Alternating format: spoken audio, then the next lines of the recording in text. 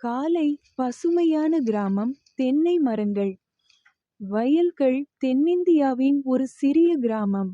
பசுமை சூழ்ந்த வயல்கள், மண் வாசனை நிறைந்த பாதைகள். அந்த கிராமத்தின் ஓரத்தில் ஒரு பழைய வீடு.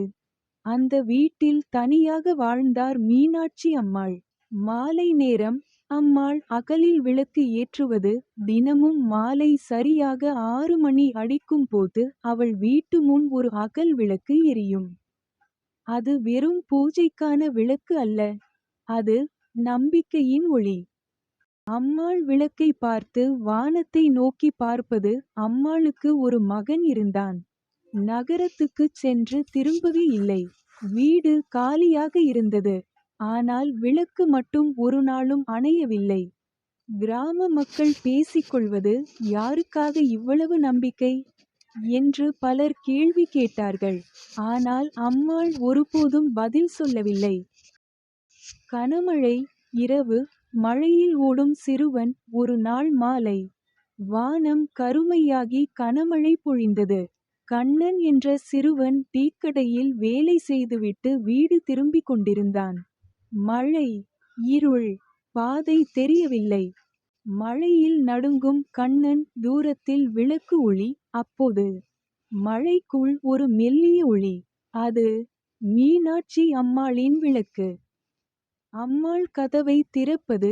கண்ணன் தயங்கியபடி நின்றான். அம்மாள் கதவை திறந்தாள். ஒரு கேள்வியும் கேட்காமல். சூடான சாப்பாடு. துணி கொடுப்பது. சூடான சாப்பாடு. உலர்ந்த துணி. அன்பான பார்வை. அந்த கணத்தில் கண்ணன் தன் தாயை கண்டான். நாட்கள் கழிக்கின்றன. கண்ணன் உதவி செய்வது. நாட்கள் சென்றன. கண்ணன் அம்மாளின் வீட்டுக்கு தினமும் வர ஆரம்பித்தான். வீடு சுத்தம். சிறிய உதவிகள். மாலை நேரத்தில் இருவரும் சேர்ந்து விளக்கு ஏற்றுவது. அம்மாள் சிரிப்பு. வெறிச்சோடிய வீடு மீண்டும் உயிர் பெற்றது. காலம் மாறுகிறது. கண்ணன் ஆசிரியராக. வருடங்கள் கழிந்தன. கண்ணன் அதே கிராமத்தில் ஒரு ஆசிரியராக உயர்ந்தான். மீனாட்சி அம்மாள் ஒரு நாள் அமைதியாக இந்த உலகை விட்டுச் சென்றாள். மாலை. கிராமம் முழுவதும் விளக்குகள். அன்று மாலை 6 மணி. ஒரு வீட்டில் மட்டும் அல்ல, முழு கிராமமும் விளக்கேற்றியது. கண்ணன் அம்மாள் வீட்டின் முன் நின்று சொன்னான், அம்மா, உங்கள் விளக்கு என்னை வீட்டுக்கு மட்டும் வழிகாட்டவில்லை, என்னை ஒரு நல்ல மனிதனாக மாற்றியது. கருத்து. மோரல். ஒரு சிறிய கருணை பல உயிர்களின் பாதையை ஒளிரச் செய்யும்.